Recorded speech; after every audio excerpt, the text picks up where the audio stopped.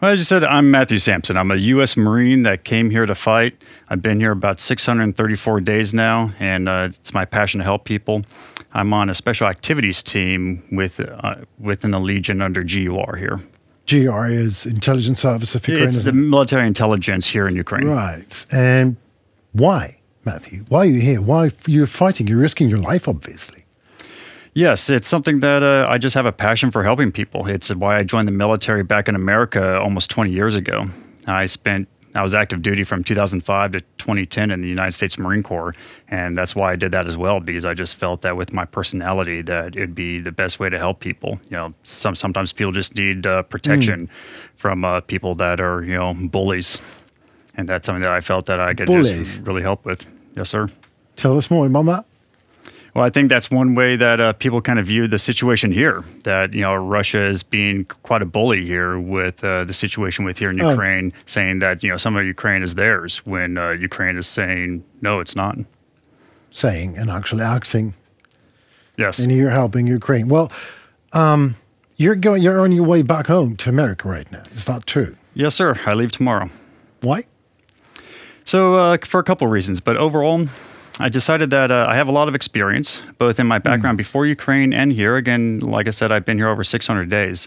Various different front lines from Mykolaiv, Bakhmut, Kharkiv, a couple other places, Zaporizhia. And I decided that I really want to be able to tell my story to the American people. I believe that there's a lot of my fellow Americans, lawmakers, and just your average citizen that really don't understand what's going on here. And to be honest, I did research before I came here, and I didn't fully understand what was going on here until I came here and spent a significant time here realizing just what is considered normal here in Ukraine.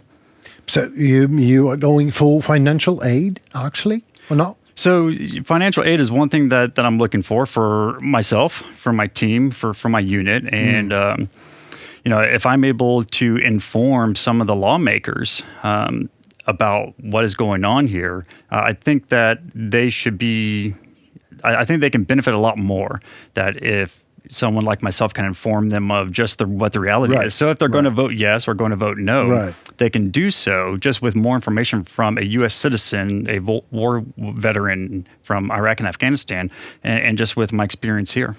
I still don't understand the International Legion. The people are there that are fighting for Ukraine. They are dying, and this is the front line. This is the war.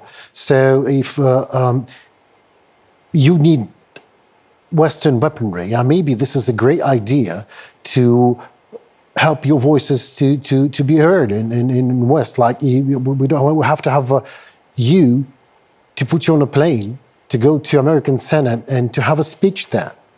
Because American people are dying on Ukrainian land, on Ukrainian ground, because there is not enough American weapons there.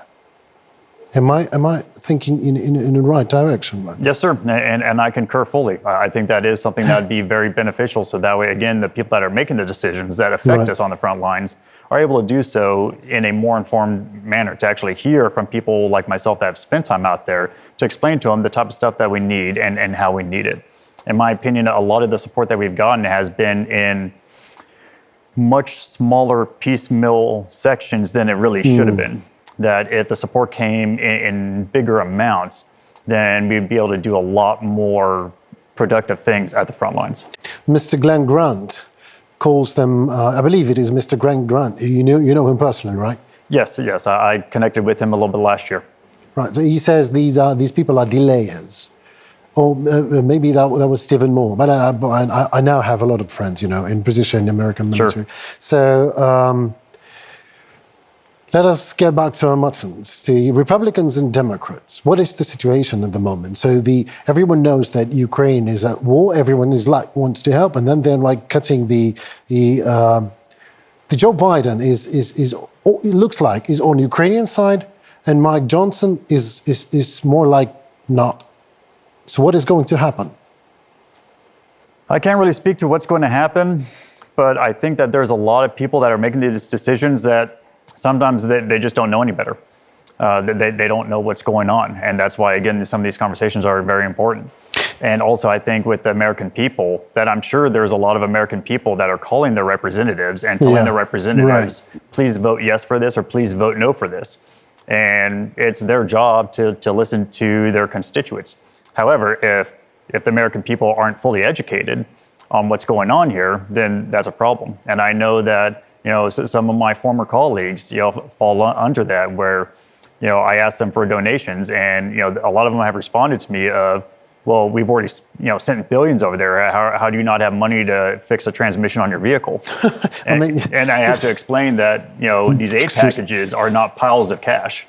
The aid packages are largely weapons, ammunition, equipment that's worth piles of cash, but it's not actual physical cash that's coming over here. And these people just probably don't understand the scale of the amount of money that how costly the war is, because billions and billions is like one day.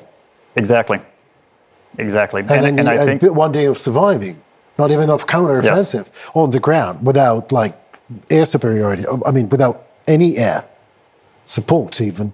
So I'm starting to like the idea of getting a group of American and international military people going to the United States, talking to the United States.